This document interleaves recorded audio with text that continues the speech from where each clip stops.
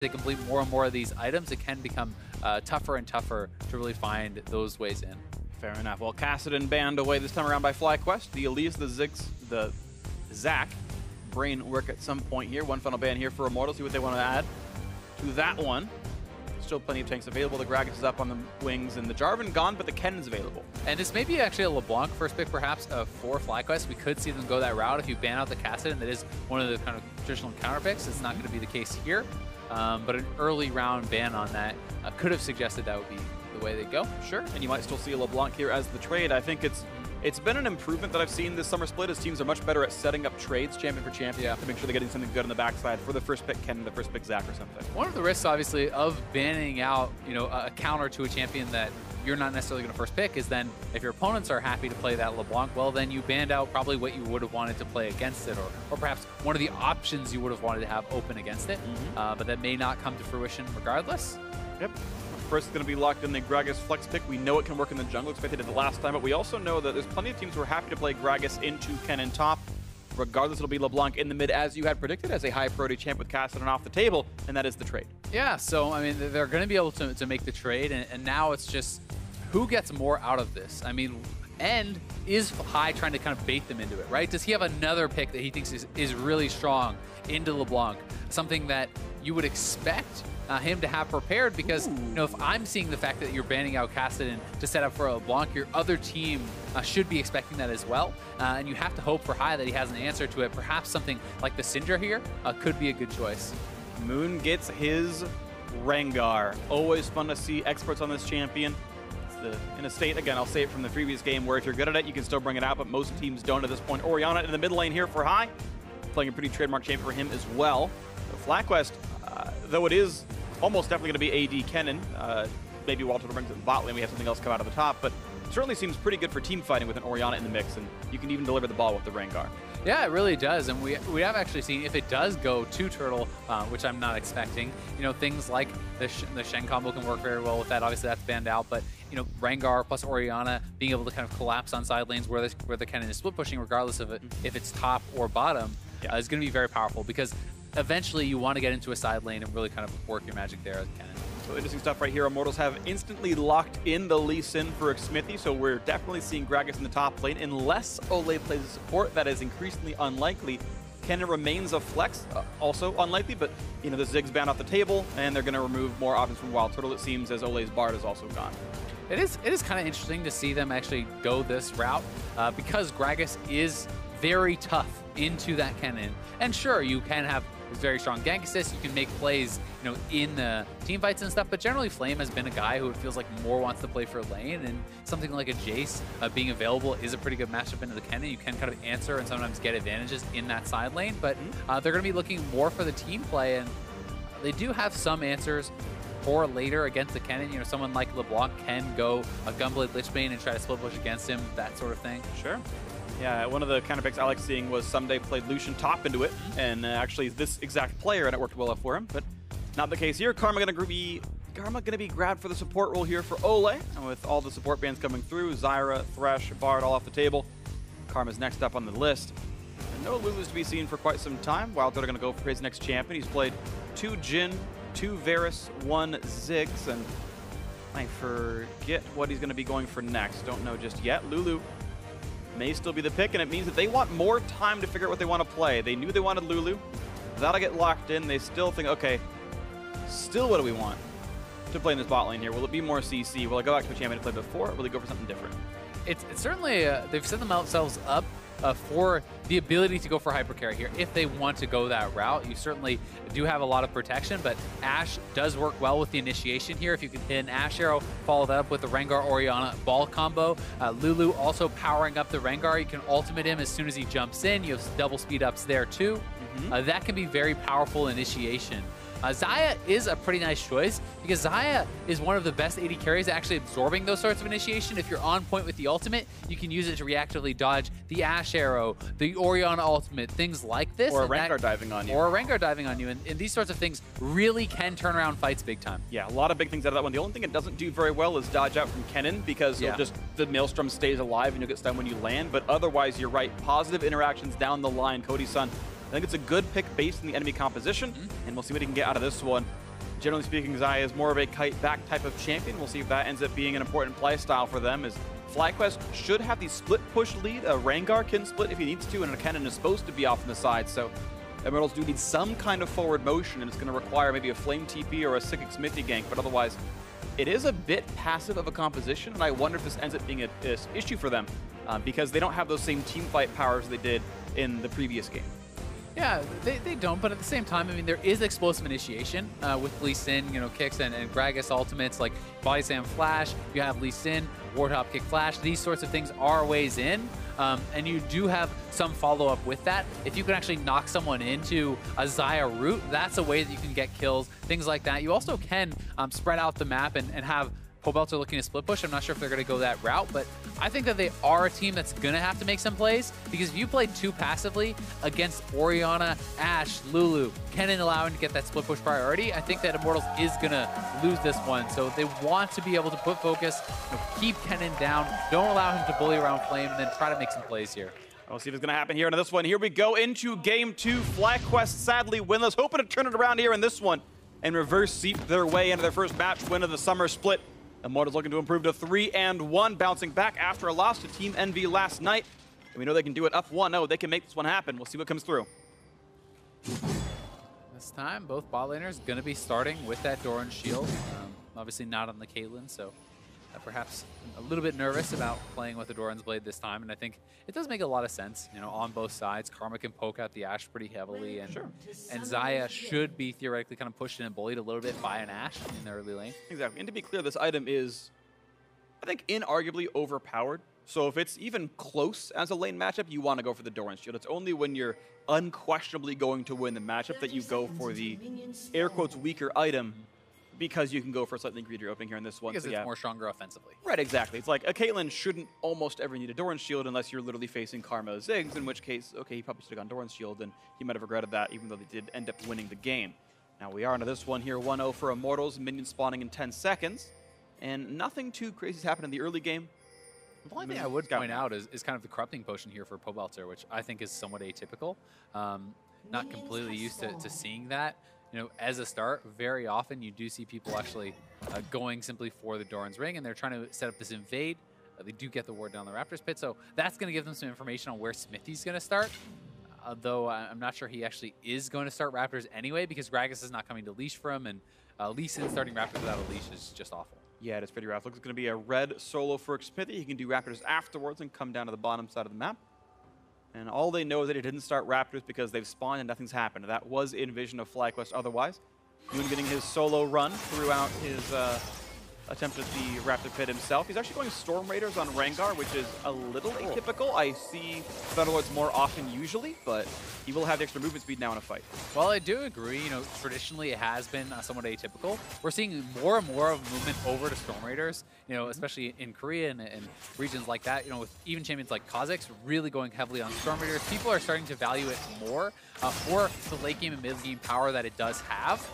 Even though Thunderlords is kind of stronger at getting that initial kill and bursting someone down and perhaps getting you snowballing, if you can do it anyway without it, you're incredibly strong in late game fights, and you have a way in and out. Yep, absolutely the case. And I do think it is very good as well. Just interesting to see that movement over time. Nice little trade by Pobelter. Corrupting Potion on is some trade damage, but High gets his own Thunderlords triggered. That's always very important when you talk about Thunderlords. Mid laners still seem to run it all the time, or almost always, and making sure you get that third hit off is pretty important as far as trading is concerned. Yeah, it's extremely important because it has a fairly long cooldown, so you want to be triggering that as frequently as possible. Also for Pobelter, if you're going to go that Corrupting Potion start, you kind of have to play somewhat aggressively and look to trade with that Corrupting Potion, because the burn from the active is very important in kind of the value of the item. Right, it's like arguably the same total mana as a Doran's Ring. It's more total health of regeneration, and then competing with the 15 AP with the burn damage, it can be more damage as well. We have to see based on how you play it. Xmithie just kind of wandered through mid lane there. That was bizarre, because I believe he was actually spotted by the minions. There's no reason to reveal yourself by doing that. He can simply Q over the wall from behind the turret, so that was pretty weird. And Pobelter's gonna be dead. He's dead. Tick. tick. One more. Pobelter's gone. First blood to High. Amazingly well played. Very well done, and the fact that he knows where Xmithie is kind of allows him to do that there too, because Xmithie could have been in a side wave, but he knew. He went over the wall to the Raptors, so High makes the aggressive play, gets first blood.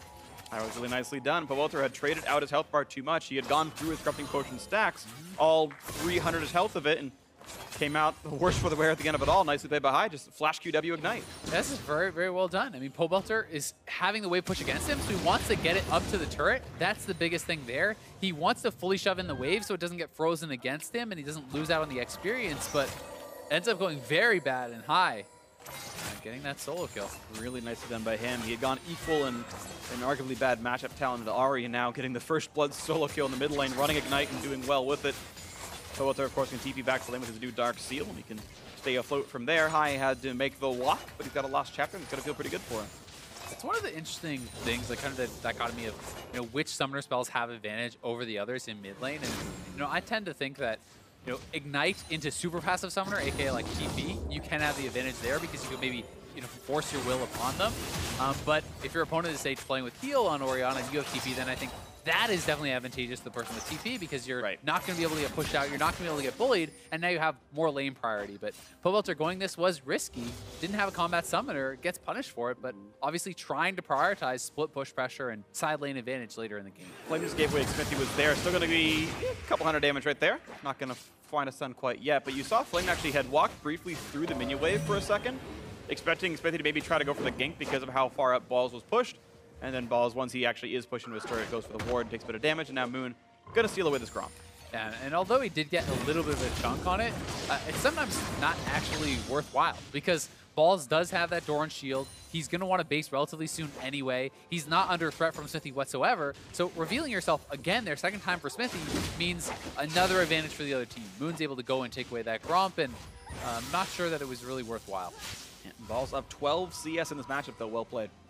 One little thing, this is pretty minor, but I would have liked to see Balls actually group the minions before you base. So if you stand up and you actually tank a couple shots from those minions and then step into the bush, they will actually naturally stack up and push towards you. So you will deny a couple more minions from your opponent there, and then have the wave collecting by your turret as you walk back. So it essentially forces your opponent to either TP back or just lose out. So these little things are something that I'm always disappointed when a pro player does not do because that's so easy to do. It's not like it takes any sort of actual skill. You just have to know to do it. Right. It's a zero risk, medium reward play, which everyone, whoever has heard of game theory in their life is like, oh, of course I'd make this play. There's no downside. I can only gain out of it. So unfortunately not laid there by Balls, but he's at least won the landing phase, has Vamp Scepter, has a dagger. We'll see what he can get from this one. Triple Thorn's Ring for Flame should mean better push priority, but we'll see how the trades go.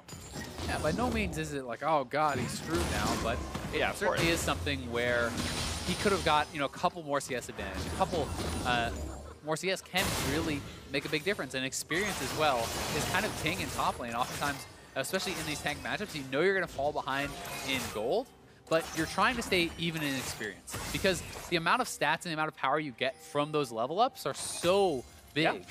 So you really don't want to miss out on that, and that is why freezes and lane manipulation is so ridiculously important in top lane, and it's why it's a lane that I think requires a lot of knowledge about that to be successful. Well, 2-on-2. Balls who shows up first, but Exclaim is around, so here comes the fight. This one's going to jump into this one. Big slice of Maelstrom is across. Good damage up with there, and Moon forced the guy back. Pobelter also joining in first. They know all three are here. This could be risky, though. Looks like High is coming around from the side, and they're not going to find a fight just yet. But they are just buying some more time. And now that High has pushed this in, they're actually gaining an advantage in the mid lane because that full wave is being denied, and then the wave will push away from Pobelter. So, now that he has come over there, it's not too bad. But the initial start of that was pretty risky, seeing as Pobelter was going to be able to make the roam first. It hadn't been fully pushed in, and that's why Moon is going to have to blow that ultimate to get out. This is the case, so Pobelter lost an entire wave, plus the 2 melees on the next one. That was the punishment he took for roaming in first as High shoved in, and you can see the minions, though, still close to equal thanks to Pobelter's TP. Quick blue buff transfer, Moon doing his job properly, and there we go, pick up for High, 100 gold to him. And they're going to continue on pretty happily in this mid lane right here. Overall gold-wise, of course, 600 lead for FlyQuest. First blood will be that for you. 400 for the kill with no assist, 200 from farm otherwise. Top landing a big portion of that one. Fight in the bot side, no root yet for WildTurtle. Kites back on towards the feathers, but of course, the root has been pulled back, so no longer any risk of running downwards. Olleh is still poking, and overall, it is a lane lead for the Immortals squad. The priority on Karma seems to be paying off. They've got the lead in the 2-on-2. They also got a very good buy for Cody Sun. Oh, yeah. Being able to get that BF sword on your first back is so nice, and it's often something that is not really that realistic in these 2v2 lanes. You can't always get the bot timings to line up for that. So having a BF sword against the recurve bow is going to give the combat power advantage heavily, I feel, over Cody Sun. This is the case right here. I'm actually a little bit surprised as well that WildTurtle went for recurve bow and not Vamp Scepter, because I don't think he's going like BF sword Hurricane. I think it's going to be a Ruin King build, and if you're the losing lane getting poked by a Karma, why not go lifesteal? I'm just a little surprised by it, but I guess the thought process here is simply that he can survive without it, right? If you feel like you have enough, kind of staying power with just that Doran shield and perhaps some mastery, lifesteal, that kind of thing, then you would be confident that you don't actually need to go that. In that case, recurve bow is a higher DPS item. Yeah, and I do want to correct myself. Recurve bow no longer builds into Hurricane, so it has to pretty much be Ruin King at this point. Old habits die hard with that one, but there we go. Vampire picked up regardless, and you're right. To be fair, he was full HP the entire time. Didn't seem to be too bad for him, so I guess it's a whatever. Yep. He's got both items now either way, and back to the lanes they go. But those are some of the interesting choices in the lane, right? And there's not always one right choice. It comes down to not only which item is kind of like mathematically the best, but it's playstyle. How are you going to utilize it? Will you play more aggressively now because you have that lifesteal and can gain an advantage there? So there's so many different ways to look at itemization and the advantages that you can gain from both correct itemization and the correct playing of. Absolutely, stuns coming across. Nice! Oh! Cast well-timed flame. Gets rid of movement, still rooted up. The flash follow is there. The kill comes into the top lane. Despite his best efforts, flame goes down. All right, I maybe got a little bit too excited for that ult, but that was actually really well played then by Flame. I have never actually seen that.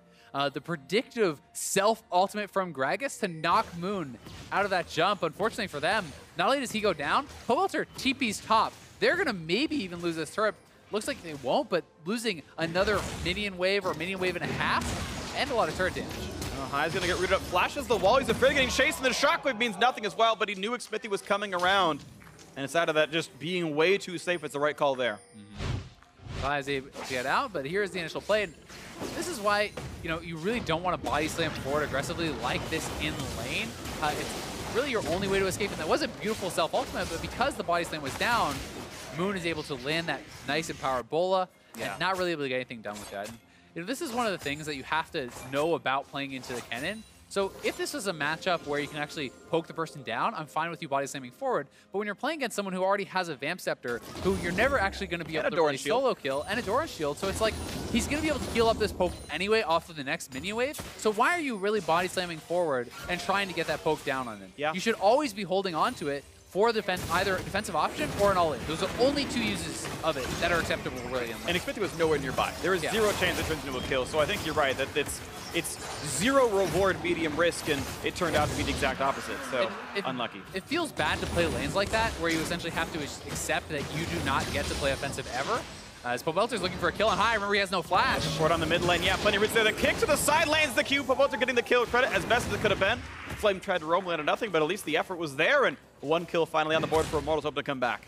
Yeah, and they are going to be able to get both the Dragon and High kind of pushing up, really trying to take down that turret. He has worked it down very, very low, but gets punished for that, and then Immortals don't know that they're chilling out on this ward, so Turtle very intelligently, not backing off too much. He's trying to stay both in an area where he's safe and an area where his opponents don't know that he knows, so he can waste their time. Absolutely the case. Ward times out on the brush. Ball's getting away from Xmithie's Q, but by seeing the skill shot, knows that Lee Sin is around, and Ball's smart enough to play more defensively, knowing Lee Sin's top side. It also allows WildTurtle Lemonnation to play with a bit more abandon. There is no Lee Sin near them. Xmithie on Krugs right now. Flame trying to zone Balls off the wave, and you can see it is a 26 minion lead. Props to Balls for a well-played lane so far. Forcing recalls, doing a good job with farm, and getting that kill thanks to Moon's gank. One of the other kind of tough things about this is, Gragas is on a pretty powerful point for him with the triple Dorans. Like, that is a lot of early game power, but you're still kind of losing. And when Blade of the Rune King is completed, you're going to be having an even tougher time. And you're so far away from those important full item completions from this build, but it's kind of necessary to get through those. A little chunk out there from High, but just kind of pushing Pobelter away. Lemonnation still backfilling the mid lane. They're leaving Turtle a bit alone, but that means he's now in a bit of a weird fight as he doesn't land the arrow onto Olleh, who flashes sideways a bit to not get landed. Mid lane still under fire. They're trying to give the gold to High. 2 more shots, and there it goes. 375 to him. So all that pressure from high finally paying off because of the convergence from FlyQuest, but you have to think that Turtle should have been able to hit that ultimate. There actually was a ward over the wall, so if he had a little bit of patience, he could have actually seen where his opponent had flashed to and then shot the ultimate, but he instantly shot it out where he thought he was going to flash to, even though he had vision. All right, so maybe a mistake right there by WildTurtle, but all said and done. It's still an advantage for the squad. Immortals, though, do nicely in their bot lane, and credit to them roaming out to say, well, we're going to lose bot soon enough. Let's make sure top falls first, or mid falls first. And it means that the 350 bonus gold for first turret goes the way of FlyQuest, but the bot still does fall, which is credit to the Immortals duo in their laning phase. It's a pretty interesting build, actually, from Cody Sun here, too. I haven't really been seeing any IE first Seen a couple. on Xayah. It's rare, but I've seen a couple. Yeah, generally, I've been seeing mostly Essence Reaver. And I have been seeing when people go Fervor, sometimes just Blade of the Rune King. Generally, the two combinations I've been seeing most is Essence Reaver plus Warlords or Blade of the Rune King plus Fervor. But here he's going to go Fervor and IE, which is going to be very high DPS. Yeah. You're just not going to necessarily be able to kind of like keep up your spam of abilities because you do run out of mana. Yeah, so it's mana and cooldown gating, absolutely, because he's probably going to go double Zeal item from here. And what's nice is if you're a double Zeal user, you only have the one attack damage item, which means you actually want the Fervor attack damage to keep your multiplicative scaling going because you're sitting on just the IE, and you're going to TP the bot lane, and there's nowhere for Turtle to go. He's very much alone on this one. Doesn't get rooted up, tries to do it with Cody Sun, doesn't quite have the damage, and now he's got to run away towards the turret. And unfortunately, he's going to give an assist over to Flame, so more total gold will be gained. WildTurtle going to flash to buy some time, gets away from Explosive Cask, but he's slowed again, and he flashed to die anyway and get nothing else for it, so Turtle choosing to lose his flash for nothing. Yeah, he's obviously trying to make the big play and get out there, but it would have been tough. And now Xmithie looking for a play here on the balls. Don't think he got aggro, but he's got the rest of the team around as well, so one more shot will do it. Falls, gets taken down by the Mimic, and down he goes. One kill picked up. Immortals now 3-2 in this one, bringing the gold much closer now as High walked up the top lane. Alongside Lemonnation, and they've got enough power to kind of push the team back and doing what Balls did before, getting some autos off the turret. Good work by him to get some of the earlier damage. Moon coming for the flank on the backhand side as well. Most of FlyQuest are up here. Turret won't fall yet. They is spotted out, but Immortals should be able to hold onto this turret, and Cody Sun was able to shove the wave in all the way, so kind of extending his minion advantage. Xmithie needs to move up and try to help give us out if they are going to try. TP. Pobelter wants to rejoin the fight here. High pulls aggro by poking at Olleh, and turret now then about 1/3 HP up in that top lane. WildTurtle comes back down to the bot side. They know he's there. Balls is respawned, heading up through the mid lane as Flame is pushing that in soon. They're going to find Moon. A lot of damage there. Can he stack up his passive? Not just yet. Needs his 4th skill to cast. Now he can get rid of CC. He's going to time out soon enough anyway. Plenty free for Olleh, back up to 3/4 HP, and looks like the crisis in top lane's been averted. Worth pointing out that Pobelter did go into Gunblade here too, so that is more of kind of like split pushy build. You can go Gunblade straight into like Loops or whatever, or something like that, but a lot of times you will see Gunblade plus Lichbane because that is very, very strong for split pushing, and that may be their eventual answer for Balls. You take TP on Pobelter, and you go that sort of build, and you hope to match up there. Interesting situation on the map right now, I want to point out. Both TPs for Immortals are down, but Balls TP is up right now. So generally speaking, FlyQuest should own the map in terms of split pushing and playing for an objective. So what's interesting is this Mountain Drake's coming up in 30 seconds. Immortals shouldn't really have any rights to it because someone's got to be top lane at some point. But FlyQuest aren't playing in a way where Balls can TP down from top lane. They're just all kind of matching lanes, and they're not using the fact that they have rights to this Drake.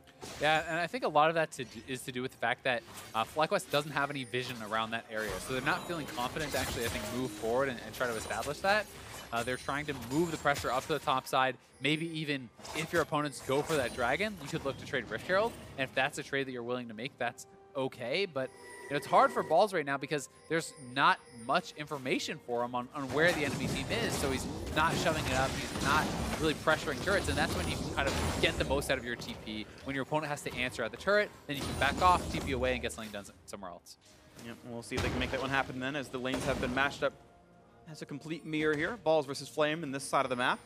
40 minion lead for Balls plus that kill. He is certainly ahead right here. Flame just stacking raw armor and not buying health, which to be fair is actually really good scaling against the Blade of the Ruin King. It doesn't do anything when you don't buy any HP. It is pretty nice for that one matchup, but the only scary part, and one of the, we're going to see an engage here in mid lane, but maybe not. So, yeah, Moon not going to find the target just yet. The one thing that's very risky about it is you're going up against an Orianna who actually has a lot of magic damage, and as a frontliner, you're building no health and you have no MR. Yep. And that means you get shredded by any consistent damage mage. Oh, Moon in the 1v2, gonna land the root. He's got balls nearby. I guess now a 3v2 at this point. A half HP cutting away. Root's gonna land stun as well, and they have chunked out Flame. And magic damage certainly can be viable. High could nearly kill him with just a shockwave at that point, with the rest of his combo coming through, I suppose. Pobelter around the horn, gonna look for a bit of damage right there. Half HP, shockwave gonna find him, and Xmithie choosing to not go in. No damage yet from Olleh.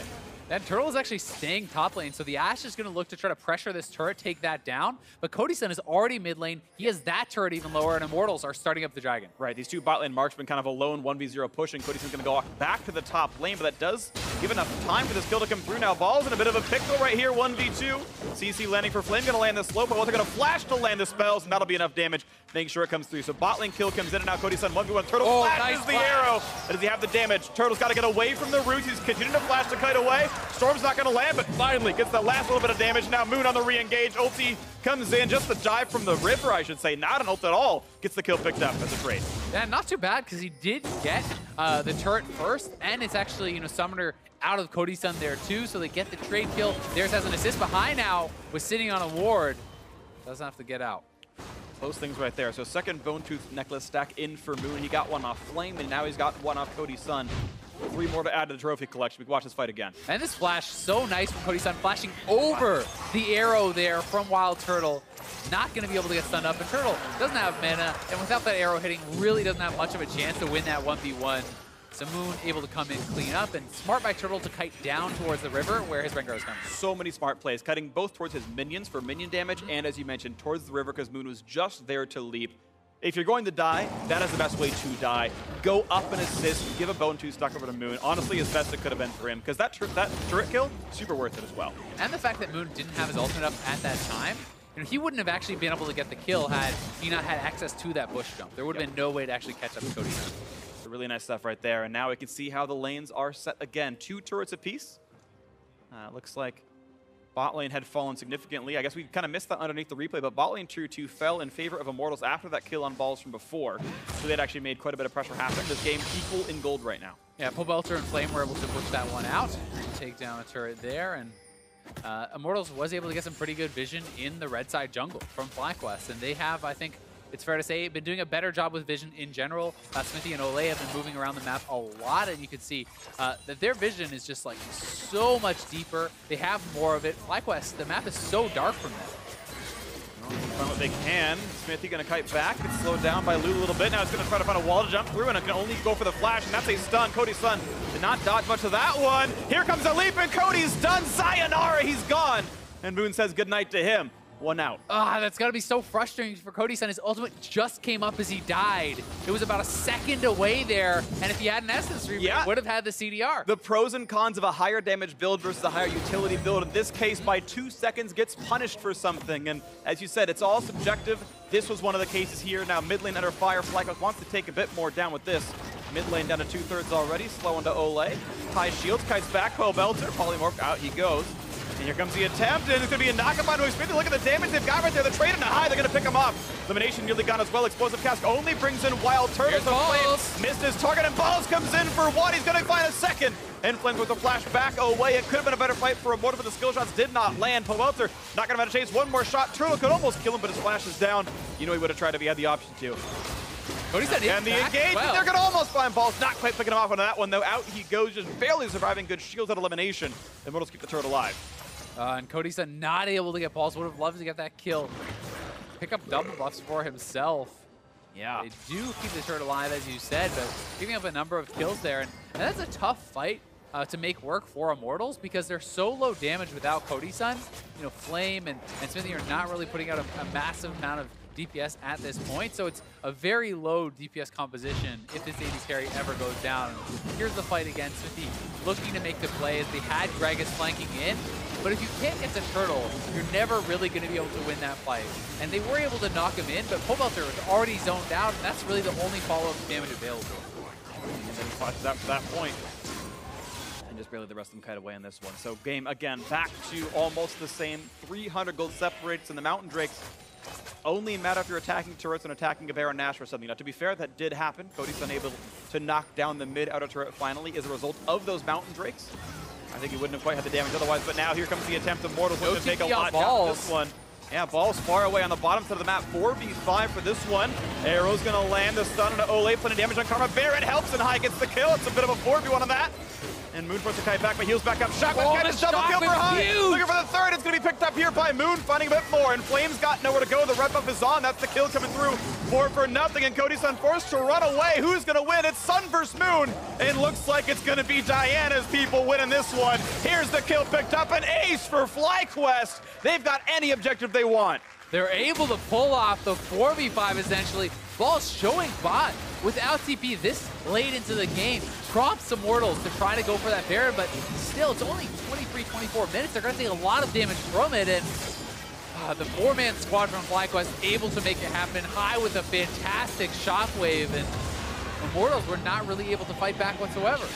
Well, looks like we might be going to a game 3 if FlyQuest can make this one happen. That said, I've seen Baron power plays get turned around before. Watch this fight again, though, and Olleh just gets blasted.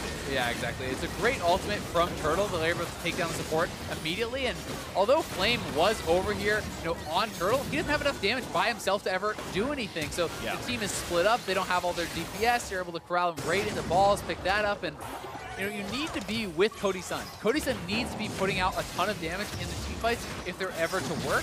So you need to be protecting him, peeling for him, and splitting up the team fight so that manageable pieces are knocked into your Xayah that he can then pick off. Absolutely the case right here. And even the 2-man shockwave, this was not a surprise shockwave. This was not High flash sombrero ring.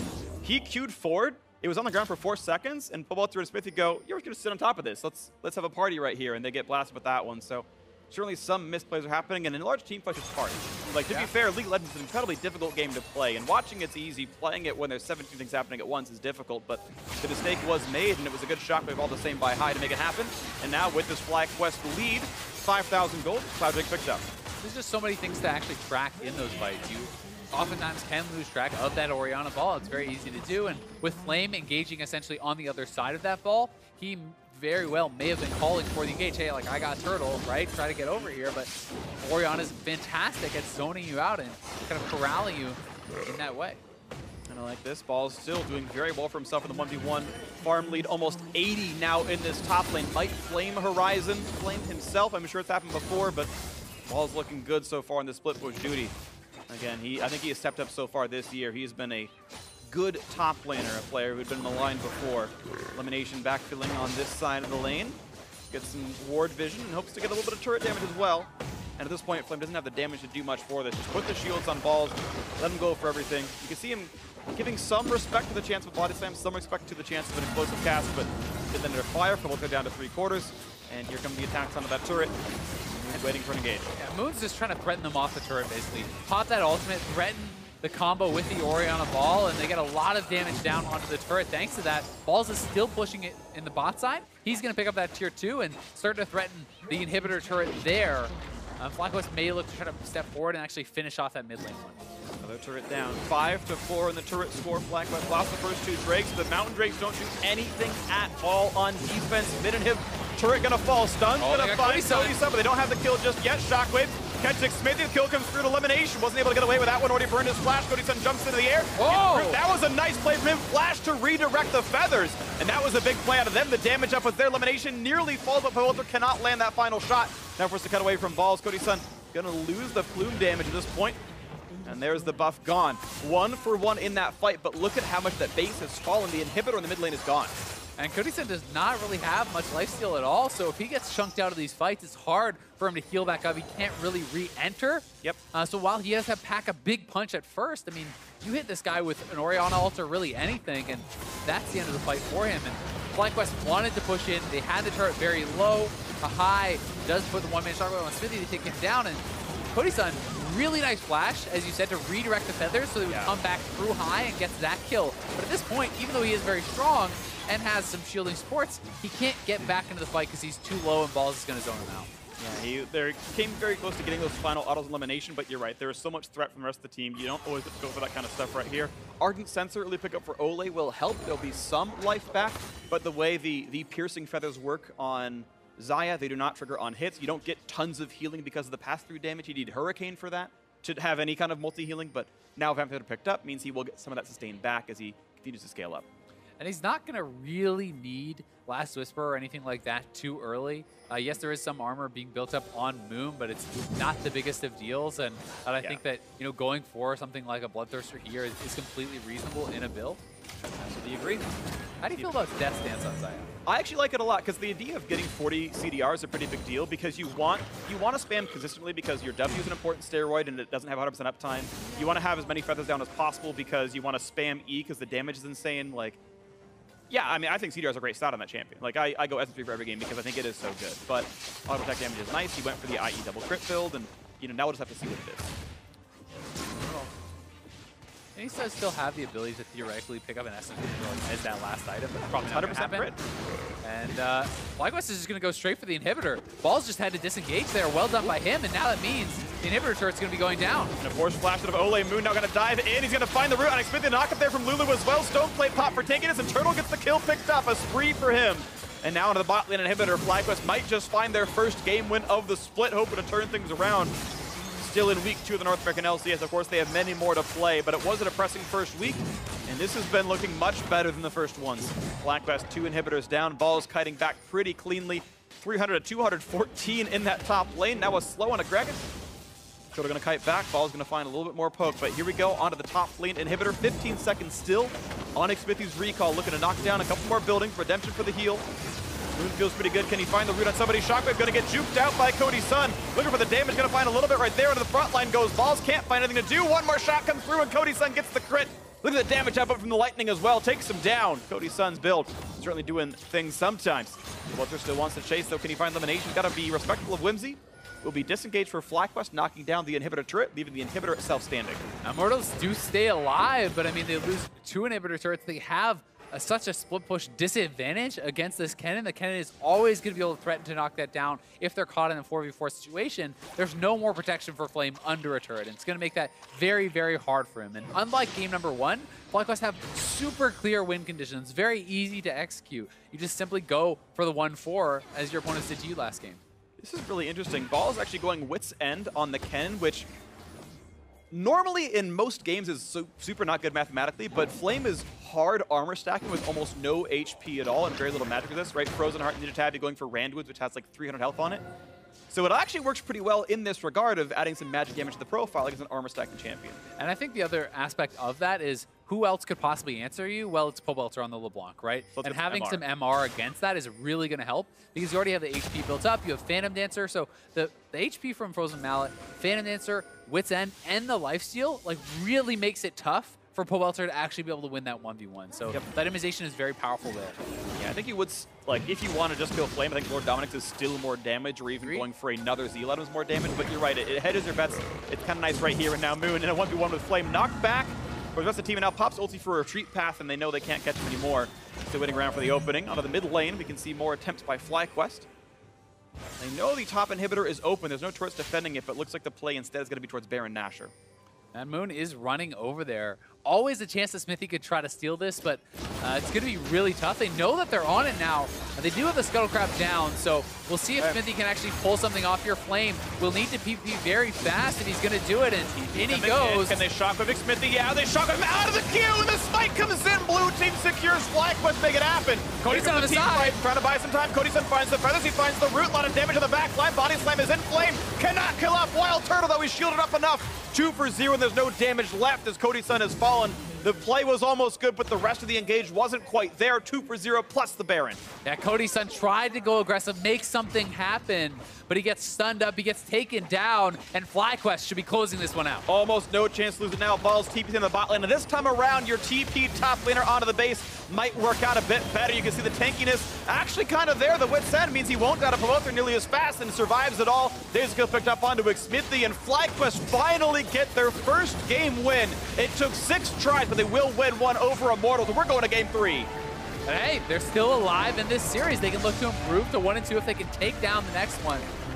But definitely a much better game here from FlyQuest. I think clear game plan that they were able to execute very well. And to your point, Balls has been playing very good. He played a great game, I think, on Kennen. Really unlocked them in the split push. And everyone on FlyQuest looked like they had just a pretty strong game. I absolutely agree. Pretty strong game down the line. 18K for almost exactly for the Kennen, the Orianna, and the Ashe right here. So the backliners were all doing very well. This felt like a solid full team win for FlyQuest. Yeah. Moon on the Rengar 4-0-6. Lemonnation on the Lulu 1-0-8. The early laning phase was difficult. It was being won by the Immortals duo. They finally stepped back up in their 2-on-2, but this felt like a solid FlyQuest as a team win where they made a lot of good choices and they outplayed their opponents. And they did, and I think that, you know, Immortals drafted themselves into a position where they would have to be able to pull off these team fights very well, because Kennen is naturally going to be pressuring, going to be winning in those side lanes. That's just going to happen against the Gragas. So they never really were able to be on the same page. It never felt like there was a time where Flame was engaging and knocking someone into his team that they could get a kill on. It always felt like he was a bit off on his own. You know, sure, he hits an ult on a carry, but his team is nowhere near. You know, it never felt like it all came together. And for Cody Sun as well, like I thought he had a strong early game. He had, you know, the pieces in place to perhaps carry this game, like a massive amount of farm. He had a ton of gold by the end of the game, but most damage in the game as well, but just not the supporting cast. Not the supporting cast, but also I felt like his ultimates were not really on point. It felt like he was not able to avoid the critical CC in any of the team fights with his ultimate, which I think is a massive part of that fight. You're absolutely right. If he is able to, you know, ultimate in that Baron team fight, the initial stun, then he has this QSS for the Kennen stun. Like maybe he actually turns that around, right? And I think he was very close, but didn't pull it off quite well enough. Right, and to kind of add some context, right? Like you can be a good Lee Sin player, but if you never land the ultimates, you never quite did your whole thing right there. And there is a execution requirement to be really, really good on certain champions. And you're right, like missing those ultimates, a big deal for him. We do have a replay to show up. It's that final Baron fight that was just a nice shot call and a well-timed shockwave to stop Xmithie. Yeah, the shockwave from high was beautiful. They kind of put them into this position where they have to try to go for it. He's trying to take the Q, but he gets pulled back out of it. Pobelter goes in. Now watch Cody Sun on the bottom side. Olleh probably should be with him. He's getting so much initial damage, but does not actually ultimate the WildTurtle stun there. So then he does not have his QSS for right now when he gets actually stunned up. He can't avoid that. And you know, these guys were legitimately, a couple of them were 1 or 2 autos away, you know, 1 or 2 crits away from getting taken down. And had the team moved down and supported him, and had he been able to reactively ult that Ashe arrow, which admittedly is very hard. Yeah, it's real short range. It's really hard to do, but that's one of the things that if you're going to play a champion like that and your strength is using the ultimate to avoid CC, you must be able to pull it off, or you're not really utilizing the champion to its fullest. Yeah, I agree with you. So unfortunately, some misplays out of the team, but a well-deserved win for FlyQuest, finally getting one on the board. So now for a deeper dive on that FlyQuest win, let's hand it off to the analysts. And Riff. Yes, we are still here. Thank you, gentlemen. We are going the long haul today. 3 games on each stream all the way around. And this one for FlyQuest, as well as TL just had. First win of the summer split for themselves as they look to take this entire match, but they still have another game ahead of them, and Immortals is still putting up a fight. I like the team comp they put together this time around. It's a pretty easy engage comp. If you land the Rengar initiation, you blow your Orianna ultimate. You can also have the Ashe starting it off. A lot of engage tools, a lot of playmaking. Obviously, FlyQuest loves playing that style. And then you also have the split pushing Kennen as well to draw some pressure around the map. And if you can get that going as well, like Rengar has a lot of options here, not forced to just go mid because the Ori ball's there. He has initiation in every lane. Yeah, and I also like the Lulu pick here as well, because it's a champion that we haven't been seeing so much lately because people are favoring playmaking, shoving supports, and Lulu did take a nerf, right? So the reason that they take this as well is it stops the Lee Sin playmaking, and it also stops the LeBlanc as well during that late game of distortioning in and just having her way with a team fight, where now you have a chance to at least burst her and get her on the way out. So I do like the Lulu pick in the second round as well, which did kind of round out the composition and play against what Immortals were trying to do. So is it actually for FlyQuest, because they always seem to flex and do things with their composition, does putting something as support down here and leaving the playmaking to other positions kind of helping them out, per se? I think so, because we talk about high and always having a great Orianna. He still gets a solo kill in this game. It's not like by taking this kind of standard team comp, you're limiting their craziness. Like FlyQuest will still find openings with the way that they actually choose to play the game out. And that's kind of what happened here, where they get the first kill mid, and then Immortals put some pressure back at mid, then they trade turrets, and there's kills going down in both side lanes. So both these teams are very capable of playing scrappy, even if they're playing these standard kind of more shield-oriented comps. And this one actually being quite a fast-paced game. We pulled up our first replay at 23 minutes, and that was an ace at Baron. So you can see just what kind of clip this game was at as we approach this mark. Yeah, this was a little bit awkward because you look at the setup and you're like, Immortals kind of have no business being at that Baron, except for the fact that they have some Mountain Drakes, and maybe they thought they could do it. but then they just get completely turned around on it. Disgusting Orianna play. Yeah, I mean, like, Kennen had no TP. Maybe you think he's far enough away to not get involved in the fight, but if your only advantage in this game currently is basically we have Mountain Dragons and hope they don't react fast enough, they weren't even like in the pit trying to avoid it. They were still fronting it, you know, trying to pick that fight, and they just get blown up. Ace, the game completely explodes there. You see even game essentially to 5,000 Guess where goal this happened. Yeah. I wonder where they made their bad decision. Yeah, and it's just a strange one because there wasn't really any motivator behind it, like we said. It's like they didn't have to do Baron there. Nothing really said you can do Baron at this point. And then even the way that they played that out, it looked like the team once again got split, saying, all right, it's time to turn, or we should actually finish the Baron. And it looked like that 50-50 where everybody was kind of all over the place. They were under like a little bit of pressure because Kennen versus Gragas, of course, the Kennen's going to push you in, and maybe you're scared about the Ori, Rengar, Ashe scaling. But at the same time, you don't throw the game on the hunch that you're going to get out-scaled potentially. Yeah, but you do have like the LeBlanc at that point to maybe answer the Kennen. So you have like other options, and like double teleport, right? So I feel like you could leverage the double teleport and make cross-map plays and possibly get yourself a Baron off of like a numbers advantage or unanswerable TP, but there was just really no setup. From FlyQuest as well, we see him kind of moving away from what everybody's doing in 7-11 a bit. We still see the Ziggs. We still see High bringing back the talent in the mid lane. So these guys have a little bit more to show us and possibly maybe take this one over Immortals again. Yeah, even the Rengar pick to an extent is something that Moon always played that extremely well, and now that it's not extremely meta, you're looking at like, oh, he played this well again. Do we start banning it, even though it's not considered a super strong champion in the meta? These are the kind of questions that Immortals is going to have to find the answer to in Game 3. So going to picks, before I should say go to commercials, picks and bans, what do we think is going to be formidable for each team to start off here? I mean, I like whenever I see Gragas for Xmithie. I don't think he had the best game personally, but I like generally for that pick and what he's able to provide for the team, I want to see more of that. And then I'm not sure about Pobelter because he's been hot and cold over the first 2 weeks. Yeah, I feel like Immortals will once again pick up the Rengar and Orianna bans for themselves that they had on blue side previously. I think those did them a lot of justice, and they were able to kind of show that if you can hide behind this Orianna safe laning phase, get you out from under that, and what like we talked about, High and Moon together with those two champions is just something that you really don't want to play against at any point. High and Moon, always a good combination. So the teams are all tied up. Meet us back here for Game 3 to see if Immortals or FlyQuest walk away with the match win. Don't touch that mouse. Stop threatening about